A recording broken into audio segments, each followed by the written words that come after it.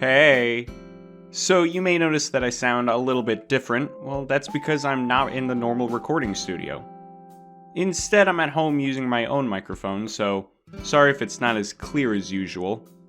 Turns out an electrical fire happened, and I want to personally go on record by saying I had nothing to do with that fire. What happened there was a complete accident. So why don't we just continue the video?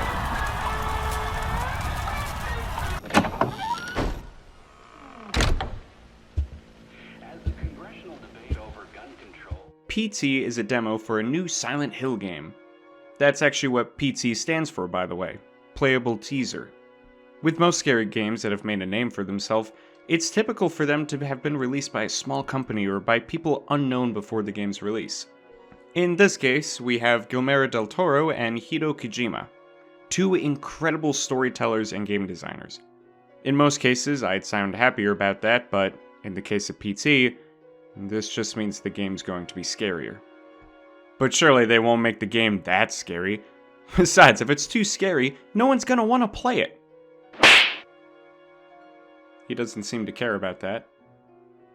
When it comes to horror games, there's a lot of elements that have to go into place in order to make sure that the player is receiving the best possible experience.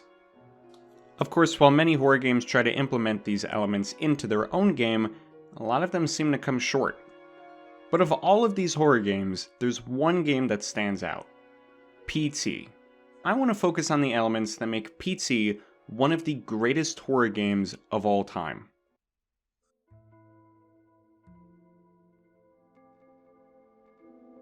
Kojima has mentioned in several interviews about PT that he wanted to create an environment that's recognizable. The entire game focuses on this one hallway.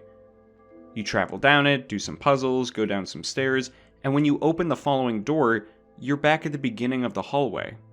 You can have an incredible looking setting, but it also needs to give off the right emotion within the player.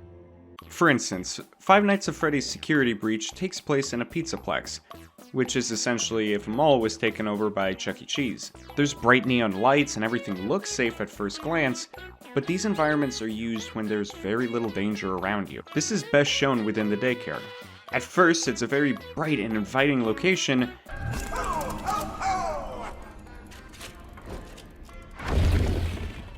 but once the lights turn off,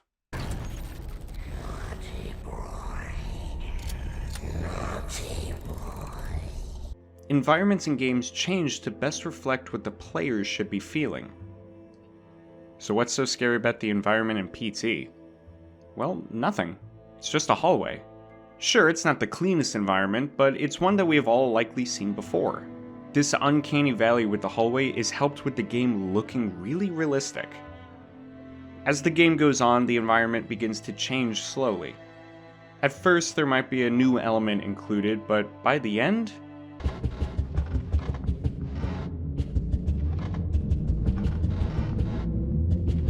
yeah, it changes a little bit more. Of course, there's a slow build-up to this. Most of the game takes place in this hallway. Even though all you can do is walk forward, these small changes can make you feel played with. PT also takes something away from you that you have in almost every other video game. And ironically, it's your control.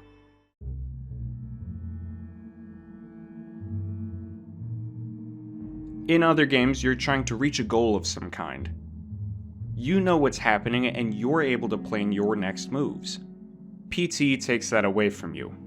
The game starts with no instruction about where you are, who you are, or what you're even doing here. At the start of the game, your mind will just make up a goal, like figuring out what's up with the hallway.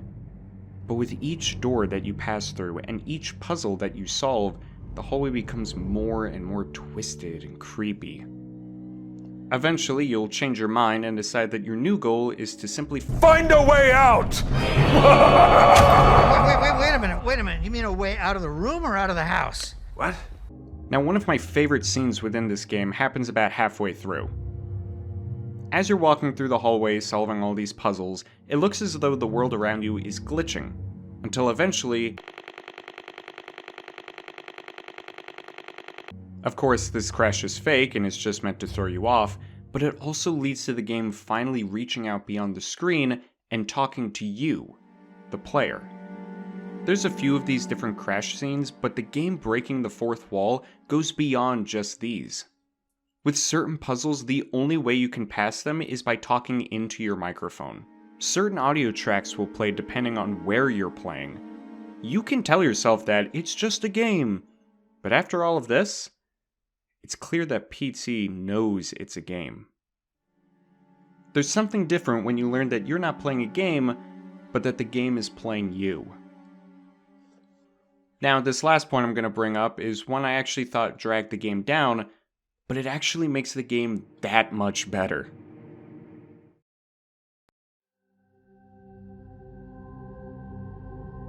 PT originally came out in 2014, and while the creators intended for the game to take someone at least a week to beat, players had beaten the game in only a few hours. With the story taking place mainly with the radio narrator, players were desperate to understand the story PT was trying to tell. And that's what makes PT great. It doesn't make sense. During your first playthrough, you'll question everything. Where am I? What's up with this hallway? Why can't I see anything out these windows? What's this? What's that? What is that? Who are you? Afterwards, while players were excited for a new Silent Hill game, more were interested in what PT was about. People kept playing this game over and over, just trying to figure out what was happening.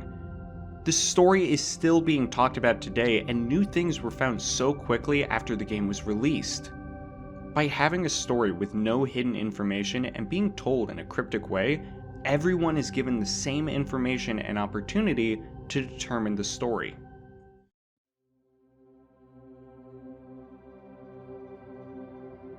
When it comes to horror games, there's a lot that has to be considered.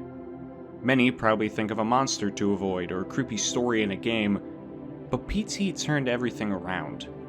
It creates an evolving environment, removes control from the player, utilizes the fourth wall very few games have done before, and has a mysterious story that's still being talked about today. Unfortunately, PT has since been taken down and is no longer able to be bought. Now, I would buy a PlayStation that has the game already downloaded on it, but no, this channel isn't monetized yet, so can't do that. PT isn't a perfect horror game, but it did set a new standard that horror games should try to match. Now, that's just my opinion, but what about you guys? What do you consider to be the best horror game? Let me know down in the comments. Anyway guys, thank you for watching this video, and remember to chase the chaos.